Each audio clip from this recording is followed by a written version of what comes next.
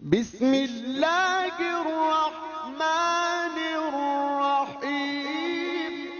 Mastukhrija ya min ma'adiniz zahabi wal fiddah yukhraju minhu rubul usyur fil hal. Nah, ini agak unik nih ya ikhwan. Ini sekarang Syekh Al-Qadhi Abu Syuja menyebutkan ma'adin ya, zakat produk tambang ya. Pertama dalam mazhab Syafi'i hasil tambang yang wajib ditunaikan zakat cuma dua, az-zahab wal fiddah saja. Emas dan perak. Adapun hasil tambang di luar emas dan perak seperti minyak bumi, batu bara, itu malah tidak wajib zakat. Tidak wajib zakat menggunakan konsep ma'adin. Tapi dia menjadi kewajiban zakat kalau dijual belikan, masuk dalam bab urudut tijarah nantinya.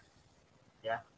Tapi ini tidak menjadi kewajiban juga kalau misalnya ya produk atau hasil tambang ini kemudian dikuasai negara. Kalau dikuasai negara menjadi kas negara, itu tidak wajib zakat. Ya, karena itu kepentingan untuk rakyat. Tapi yang dimaksud di sini adalah untuk menjadi milik pribadi. Maka dalam mazhab Syafi'i yang wajib ditunaikan zakat hanya hasil tambang yang berwujud az-zahab wal fiddah, ya. Dan juga yukhraju minhu rubul usyur fil hal, ditunaikan 2,5%, dan itu pun tidak menunggu haul, harus saat emas dan perak itu didapatkan lewat hasil tambang tadi. Nah, jadi hasil tambang ini atau zakatul ma'adin ini dalam mazhab Syafi'i secara khusus dia hanya dibatasi az-zahab wal fiddah, satu. Yang kedua, zakatnya menggunakan konsep zakat emas dan perak 2,5%. Tapi yang ketiga, ditunaikan zakatnya seperti zakat pertanian, yaitu saat didapatkannya emas dan perak itu. Nah, ini sudah terjadi taufik sebenarnya nih ya, taufik dalam beberapa konsep zakat, gitu ya. Ya, tapi nggak ada masalah sih, karena bagi mereka ini kiasnya bisa jadi ke pertanian dari sisi istikhrajnya, tapi bisa jadi dari sisi zakatnya adalah kepada emas dan perak, karena memang yang diambil adalah emas dan perak. Ya. Coba kita baca dulu dasarnya apa ini. Nah, sini nggak disebutkan dasar dari zakatul ma'adin ya. Dan langsung kepada pembahasan zakatul rikas. Wa ma yujadu minar rikas fa fihil khumsu. Adapun kalau zakatnya itu berupa rikas, ya maka al-khumsu itu 1/5, berarti 20%. Al-khumsu di sini maksudnya adalah 1/5 dari total total rikas, itu dalam bahasa kita 20%, ya. Ustaz. Nah? Tadi penjelasan ma'adin apa, Ustaz? Ya? Penjelasannya ma'adin kenapa? Ma'adin. Nah, ini ma'adin itu dari sisi jenis barang tambangnya, mazhab Syafi'i hanya menetapkan emas dan perak saja. Adapun yang lain ya, misalnya seperti minyak bumi, batu bara, itu tidak ada wajib zakat bagi mereka. Kecuali kalau itu diperjualbelikan, nanti masuk dalam bab zakat urudut tijarah, ya. Nah, jadi hanya emas dan perak. Dan yang kedua, zakatnya hanya 2,5%. Seperti zakat emas dan perak. Tapi ditunaikannya tidak menunggu syarat haul. Ya, tunaikannya tidak menunggu syarat haul. Jadi saat dia di produk sudah langsung didapatkan hasilnya, langsung ditunaikan zakatnya saat itu juga, tidak menunggu haul. Makanya tadi saya katakan, dia dari sisi jenis zakatnya menggunakan zakat emas, ya termasuk nilai zakatnya, tapi dari sisi syarat waktunya malah menggunakan konsep zakat pertanian, yaitu yang langsung ditunaikan saat dihasilkan. Nah, inilah yang nantinya akan menjadi persoalan juga ya ikhwan ketika kita bicara zakat profesi. Jadi kan zakat yang diperdebatkan juga di zakat profesi ini kan. Jadi zakat profesi ini yang diambil adalah uang. Berarti kan dekatnya kepada emas dan perak. Dan zakatnya 2,5%, tapi ditunaikannya setiap kali gajian, seperti zakat pertanian. Tidak ada syarat haul di situ. Nah, itu. Nah, jadi ya ini zakat profesi yang kemudian nanti menjadi persoalan. Padahal kalau ingin konsisten, zakat profesi itu ya uang yang dihasilkan itu disimpan dulu. Setelah lewat satu tahun atau haul baru 2,5% ditunaikan.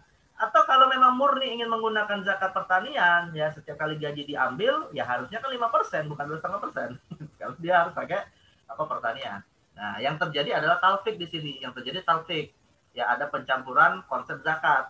Ya, diambil zakat emas dan perak 2,5%, tapi ditunaikan tanpa memperhatikan haul, yaitu dengan langsung ditunaikan lewat gaji. Kalau tidak salah sih, kalau Ustaz Abdul Somad itu pernah menjelaskan ya dalam satu ceramahnya, beliau mengatakan tetap pakai syarat haul, tetapi zakatnya itu dicicil per bulan. Gitu. Artinya orang itu tetap menunaikan zakatnya 1 tahun. Ya, tapi 1 tahun itu nanti dilihat kira-kira gaji dia dalam 1 tahun itu berapa. Nah, ketika sudah didapat angkanya, diambil 2,5%, tapi 2,5% dicicil sebanyak 12 kali. Nah, jadi dia tetap menggunakan haul, tapi dicicil setiap kali gajian. Nah, itu konsepnya Ustaz Abdul Somad. Ya, ini sebenarnya sah-sah saja, menggunakan metode ini juga sah, karena dia masuk dalam bab idrok, ya, dalam bab idrokuz zakat.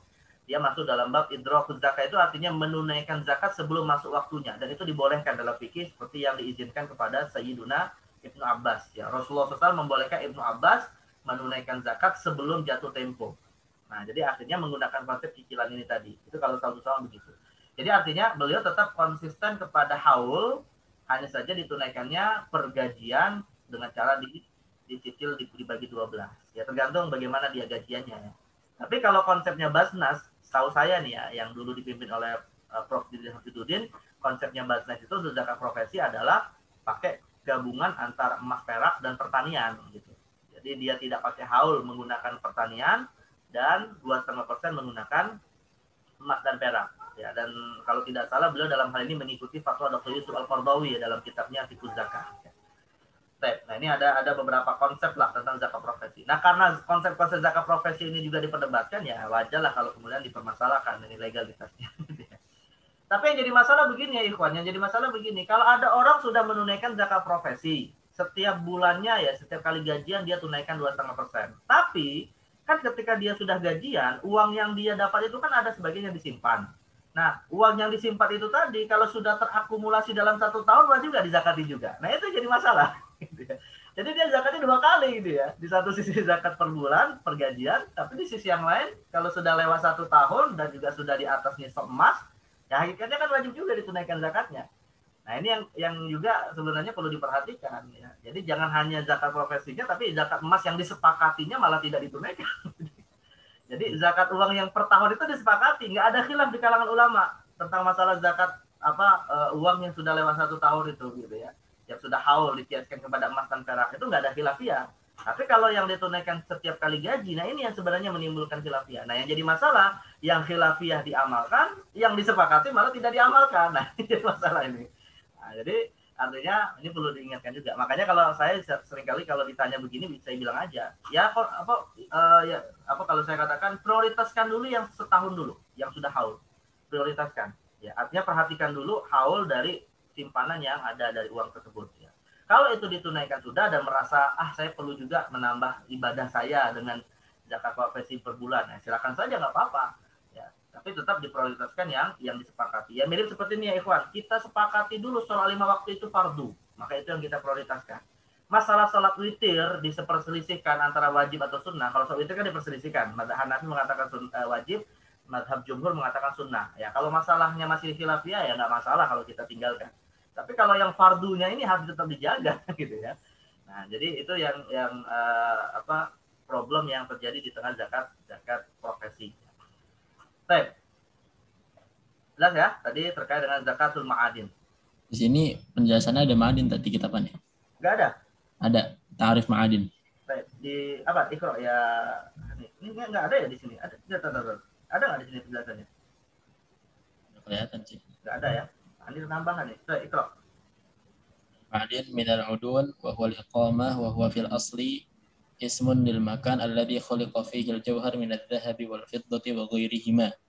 سمي بذلك لإقامة هذه الأشياء فيه وأطلق على الجواهر المستخرجة منه من باب الإطلاق المحل على ما يحل فيه للمجاورة والمراد به هنا الذهب أو الفضة منها. Berarti pertama al-Bughah masih tetap ya sejalan dengan mazhab Syafi'i, hanya membatasi emas perak ya. Padahal tadi disebutkan oleh beliau kan ada apa? Al-Jawahir ya, ada apa? Al-Jawhar min adh-dhahabi wal fiddah. Enggak, selainnya wa ghairihi. Wa ghairihima. Ya, jadi beliau mengatakan wa ghairihima. Berarti kan ada kemungkinan ma'adin itu bukan emas dan perak saja ya. Ya bisa jadi karena eksplorasi tambang hari ini kan berkembang ya, banyak hal-hal baru yang punya nilai kemudian dihasilkan. Tapi tetap beliau konsisten ya kepada mazhab Syafi'i yang mengatakan bahwa ma'adin hanya emas dan perak saja. Ada tambahan lagi? Kalau untuk ininya zakatnya berapa dan lain-lain ada nggak? Sama Kalau nggak? set, Hah? summa ba'da dzalika rikas. Oh, berarti tidak ada penjelasan lebih detail lagi tentang dalilnya nggak ada. Mafi. Baik. Langsung kepada rikas ya. Hmm. Jadi gini, langsung kepada ini apa namanya warikas atau gini ya, warwal Bukhari wa Muslim an Abi Hurairah radhiyallahu anhu, langsung ke situ. An Rasulillah sallallahu alaihi wasallam wa fil rikazi al khumusu. Warikas al mustakhraj min dafinil jahiliyati zahaban aw fiddatan wa tukhraju zakatuhu fawral husuli alaihi. Wa tukhraju zakatuhu fawral husul alaihi. Ya. Baik. Nah, kalau zakatul rikas ini yang kita sering sebut dengan istilah harta karun ya. Bukan lukotoh ya, ini saya tegaskan lagi, pernah saya sampaikan, bukan lukotoh. Bedakan antara rikas dengan lukotoh. Jadi kalau kalian ketemu dompet di tengah jalan, nah itu bukan rikas itu, jangan diambil zakatnya. Jangan diambil 80%-nya, lalu ditunaikan zakatnya 20%. Itu harus dikembalikan kepada yang punya. Ya. Kalau misalnya nggak ada yang punya bagaimana? Ya kalau nggak ada yang punya, ini apa namanya? I'la musanah, informasikan barang itu dalam waktu 1 tahun. Kalau misalnya 1 tahun tidak ada yang mengakui kepemilikannya, barulah menjadi milik kita 100%. Ya bisa menambah harta yang kita miliki. Tapi itu bukan rikas. Jadi rikas itu definisinya ini, al-mustakhraj min dafinil jahiliyati zahaban aw fiddah.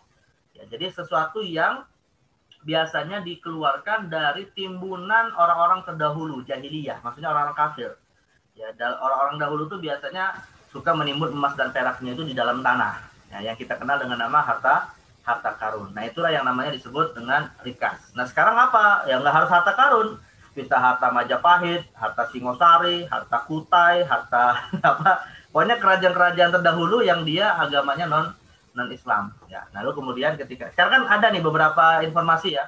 Ada orang gali tanah, ada orang gali gua, tiba-tiba ada peti isinya koin-koin emas gitu ya. Nah, itulah yang namanya disebut dengan rikas. Tapi yang jadi masalah begini ya Ikhwan. Yang jadi masalah begini, kalau ada orang menggali tanah dan menemukan koin-koin emas, ya, itu menjadi milik pribadi atau menjadi milik negara sekarang? Itu jadi Museum, negara. Jadi museum. Ya, maksudnya berarti milik negara kan? Negara. Jadi milik negara gitu. Artinya kalau kita bicara kontekstualisasi rikas, hari ini rikas itu bukan lagi jadi produk zakat. Ya itu sudah menjadi milik negara. Dan negara kemudian tidak mengeluarkan zakatnya, malah tadi dimasukkan ke dalam museum lah, jadi benda-benda bersejarah dan seterusnya. Mirip seperti ini ya Ikhwan, mirip seperti ini. Ada beberapa kasus fikih yang tidak lagi berlaku hari ini. Misalnya ada juga hadis Ihya'ul Mawad. Pernah dengar nggak istilah Ihya'ul Mawad? Ihya'ul Mawad itu artinya menghidupkan tanah yang mati, yang nggak ada yang mengelolanya. Rasul mengatakan man ahya ardon ya falahu dzalik. Atau kama qala Rasulullah SAW. Barang siapa menghidupkan sebidang tanah yang tidak ada pengelolanya, maka itu menjadi miliknya. Nah, sekarang pertanyaannya, masih ada nggak konsep tentang Ihya'ul Mawad itu di negara modern hari ini? Jadi kita kalau misalnya ketemu tanah, kita kelola jadi milik kita, langsung bisa buat sertifikat. Bisa nggak hari ini? Ada set pemainnya set. Bah, pemain Buat begituan ada set kadang-kadang. masih Dia ada. nyari tanah-tanah yang nggak bertuan, terus dijaga terus. Kalau ternyata emang nggak ada bertuan, akhirnya diambil. Kalau ini ada aturannya, tapi ini tidak bisa langsung saat itu juga dimiliki. Kalau tidak salah di Undang-Undang Agraria ya, itu ada undang-undang tentang pertanahan, disyaratkan 20 tahun kalau tidak salah. Benar nggak? Benar nggak informasinya? Kalau selama berapa tahunnya nggak tahu, tapi kalau misalnya yang ini tetap masih ada gitu, yang ya, terkait tanah-tanah yang nggak terurus. Yang nanti disebut pemutihan ya? Benar, pemutihan. Betul. Nah, kalau itu memang masih berlaku, tapi ada syarat tahunnya tadi kalau ingat saya. Karena di daerah saya itu ya, Ikhwan, di daerah saya itu ada tanah yang cukup luas ex PKI. Dulu itu hasil rampasan negara yang sebelumnya dikuasai oleh PKI. Ya, saat PKI kemudian dijadikan sebagai partai terlarang, nah itu banyak tuh tanah-tanah yang dikuasai PKI. PKI dulu kan sangat besar juga ya, partainya besar, termasuk jumlah anggotanya banyak ya, dan mereka tuh merampas tanah-tanah rakyat gitu ya. Nah, saat PKI kemudian dihancurkan, partainya dilarang, nah itu akhirnya banyak tanah yang terbengkalai. Ditempatilah oleh masyarakat pendatang di zaman Soeharto ya. Zaman Soeharto kan itu masa transmigrasi besar-besaran tuh, yang dari Jawa kebanyakan ke Sumatera, Kalimantan dan seterusnya kan. Nah, itu berlakulah hukum agraria ini tadi yang disebut Ihya'ul Mawat ini. Jadi mereka menempati tanah tertentu yang kemudian setelah berapa tahun tinggal, seingat saya ya, kalau tidak salah nih ya, nanti bisa kita koreksi lah. Seingat saya jika tanah itu ditempati dan ada bukti dia menempatinya sekitar 20 tahun. Nah, itu bisa dikeluarkan oleh pemerintah atau oleh negara surat kepemilikan atas tanah tersebut. Walaupun nanti tentu ada semacam biaya-biaya kompensasi dan seterusnya. Nah, ini kalau dalam konteks zaman-zaman terdahulu ya mungkin masih masif lah, masih cukup banyak ya. Makanya dulu orang kalau punya tanah kan cuma bilang aja, ngaku aja ini tanah saya. Ya, kalau sekarang kan nggak bisa ngaku-ngaku begitu kan, harus diukur, harus dilaporkan ke apa istilahnya itu. Kalau di Badan Pertanahan itu apa bahasa singkatannya itu? Apa istilahnya? Badan Pertanahan? Apa istilahnya? ada istilahnya yang pencatatan pertanahan gitu ya, yang disertifikasi dan seterusnya gitu. Nah ini apa namanya, kalau semakin modern zaman bisa jadi akan hilang nih konsep tentang Ihya'ul Mawat ini. Semakin hilang konsep tentang Ihya'ul Mawat. Jadi mirip seperti zakat rikas. Jadi saya ingin menjelaskan bahwa zakat rikas ini mirip dengan beberapa konsep fikih yang dahulunya masih bisa berlaku, tapi untuk zaman sekarang malah tidak bisa berlaku lagi. Kalaupun masih berlaku, itu pun dalam wilayah-wilayah yang sangat sempit. Gitu ya. Kalau untuk di perkotaan nggak ada lagi istilah konsep Ihya'ul Mawat. Sekarang nih kalau saya tanya ya Ikhwan, ada nggak rumah-rumah kosong di Jakarta ini yang tidak berpenghuni tapi masih dimiliki? Banyak nggak? Jarang. Rumah-rumah kosong gitu ya, rumah-rumah kosong nih nggak ditempati oleh orang, tapi masih dimiliki oleh orang tertentu. Banyak nggak di Jakarta? Jarang. Hah? Rumah kosong? Jarang. Rumah tua gitu, ada nggak? Saya beberapa kali ngelihat di beberapa tempat gitu ya, di komplek-komplek sampai nggak terurus rumahnya gitu ya. Apakah kita, pertanyaan begini, apakah kita boleh kita tempati ya selama berapa tahun lalu kita miliki? Ya, nggak bisa, itu ilegal nanti kita disebut gitu. Nah, ini kalau untuk wilayah perkotaan kayaknya sudah tidak berlaku lagi. Tapi kalau untuk di daerah ya yang tanahnya masih luas dan belum dikelola dengan baik oleh negara, mungkinlah masih berlaku konsep Ihya'ul Mawat. Nah, seperti rikas ini, rikas pun pada dasarnya kalau sekarang mungkin kita katakan sudah tidak lagi ditemukan ya konsep zakat rikas ini, kecuali kalau rikasnya tidak dilaporkan ke negara. Jadi ada orang menemukan peti emas lalu dia tidak laporkan, ya di sini memang tetap dia wajib mengeluarkan zakatnya. Dan zakatnya berapa? 20%. Ya, rikas itu zakatnya adalah al-khumusu. Al-khumusu itu artinya 1/5 dari total yang dia temukan dari rikas tersebut. Dan juga ditunaikannya faurul husul alaihi, wajib ditunaikan dalam waktu yang wajib ditunaikan saat ditemukan ya, wajib ditunaikan 20% saat ditemukan. Itu seperti zakat pertanian. Nah, masalah teknisnya apakah masih berlaku atau tidak ya wallahu alam untuk zakat rikas ini tadi.